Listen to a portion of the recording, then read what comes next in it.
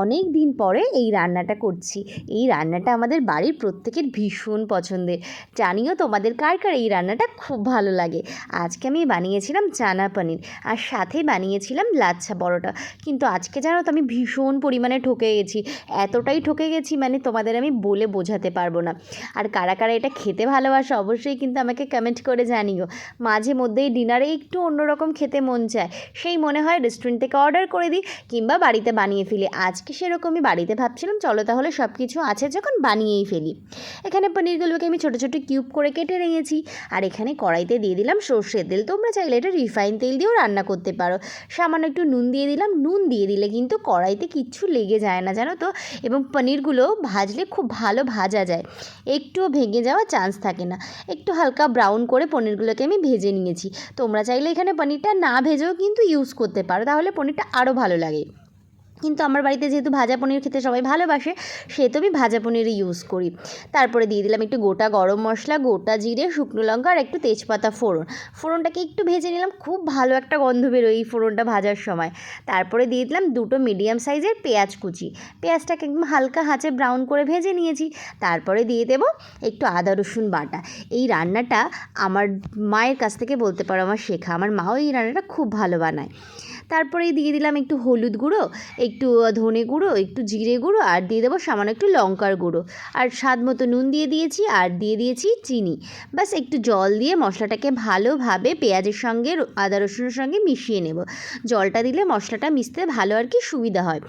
একদম লো ফ্লেমে মশলাটাকে আমি কষিয়ে নেব। তার মধ্যে দিয়ে দিলাম দুটো মিডিয়াম সাইজের, একদম ছোটো সাইজেরই বলতে পারো, টমেটো বাটা আর কি। টমেটোটাকে আর কি মিক্সিতে দিয়ে দিয়েছিলাম। তারপরে দিয়ে দেবো সামান্য একটু কাশ্মীরি লঙ্কার গুঁড়ো। কাশ্মীরি লঙ্কার গুঁড়োটা একদমই অপশনাল, যেহেতু রঙটা ভালো লাগে আর কি দিলে, তার জন্যই আমি দিয়ে দিলাম। আর দিয়ে দেবো কিছুটা টমেটো কেচাপ। কেচাপটা আমি এখানে একটু কমই দিলাম, তোমরা চাইলে কেচাপটা আর একটু বাড়িয়েও দিতে পারো।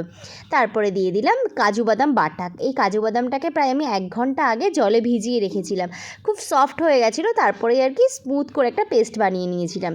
দেখো রঙটা কী সুন্দর এসেছে না, কাজু বাদাম দেওয়ার সঙ্গে সঙ্গে তেল বেরিয়ে গেছে মশলা থেকে। এবার যে চানাটা আমি সেদ্ধ করে রেখেছিলাম সেই চানাটা দিয়ে দেবো। চানাটা দিয়ে খুব বেশি সময় নাড়ার দরকার নেই, ওই 1 মিনিট মতো নেড়ে নেওয়া যেতেই পারে আর কি। তো মশলার সঙ্গে চানাটাকে আমি খুব ভালোভাবে মিশিয়ে নিলাম আর দিয়ে দিলাম স্বাদ মতো নুন।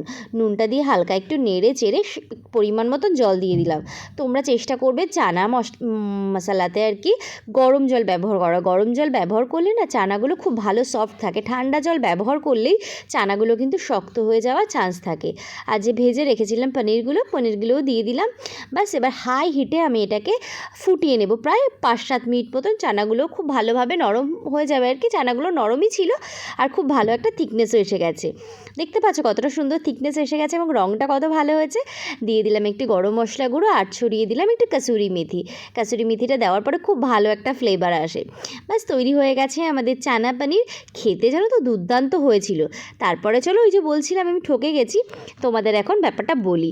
এই যে দেখো আমি আজকে মোর সুপারস্টোর থেকে এটা নিয়ে এসেছিলাম। সুপারস্টোরে এটা আর কি অ্যাভেলেবেল থাকে সবসময়। তো আমার দেখে মনে হয়েছিল যে এটা একদিন নিয়ে আর কি খাওয়া যেতেই পারে।